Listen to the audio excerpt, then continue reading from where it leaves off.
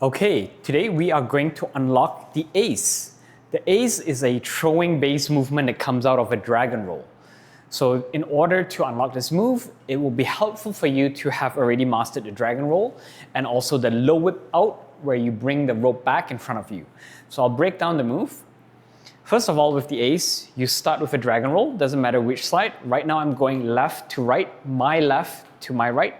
In other words, if I look with cardinal directions, underhand is always north. This would be south. I am facing west right now. So I'm facing west, doing the dragon roll. And what you want to do is, the ace starts as a movement that comes out of the back swing. So if you go dragon roll front, dragon roll back, because I'm going left to right, I'm going to be throwing with my right hand. And what will happen is there is a shifting of the weight as well. So the first thing that you'll be doing is when you go to the back, you shift your weight to your back foot, in this case my right foot, and then what's going to happen is I'm going to wind up to do the throw. And when you throw with the right hand, because you're going from the back side, you're actually going to throw to your physical front, but actually it's going to be on your left side. So you want to throw to the outside of your forward foot, which is, in this case, is my left foot. So I'll quickly show that again. So front, back, throw to the side. So you're not throwing front, back, and then throw over to the front side, the right side. That would be a wrong movement.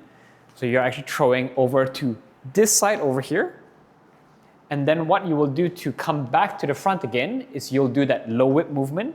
So if you remember with the low whip, you're not pulling the rope forward with your hand, because if you try to do that, the rope's gonna hit you and it won't be able to come forward. So what you will do is you lead with your shoulder and your elbow, and then what will happen is the rope will follow out like a tail, right? So I'll quickly show that in a slower motion. Throw and bring it back out like that. So that is the ace. Going the other way, it's the same. What you're doing is, from the backswing, this time I'm going to throw with my left hand, throw to the outside of my right leg, and then bring it back forward through a low whip, like that, right? Throw, low whip up. Throw, low whip up. So remember with the ace, because it's a throwing motion, you want to shift your weight. So when you throw, you're shifting your weight to your forward foot, and then you're landing on the outside of your leading leg. Back, forward, like that. And then you bring it back to the front, right? So that's basically the ace. I'll show it from the side and I'll show it from the back so you can see the difference as well. Right now, I'm going right to left. So I'm facing south, the camera. And I'm going to throw, like that, bring it out, throw, and then low whip out. So I'm turning and the rope's just following out like that, all right?